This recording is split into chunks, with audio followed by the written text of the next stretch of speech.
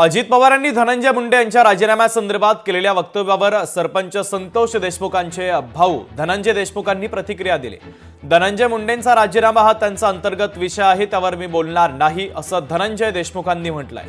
तर मनोज जरांगे पाटील यांच्या आंदोलनाशी या विषयाचा काहीही संबंध नाही असं धनंजय देशमुखांनी म्हटलेलं आहे।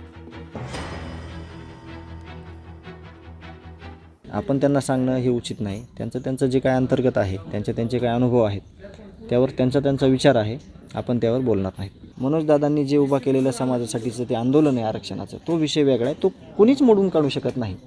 कारण अखंड मराठा समाज आहे, तो दादांच्या सोबत आहे आणि त्यांची जी भूमिका आहे ती समाजाची भूमिका आहे। समाजाचं जे हित आहे, ज्याच्यात समाजाला ज्याच्यातून काही फायदा होणार आहे, त्याचा लढा तो आहे।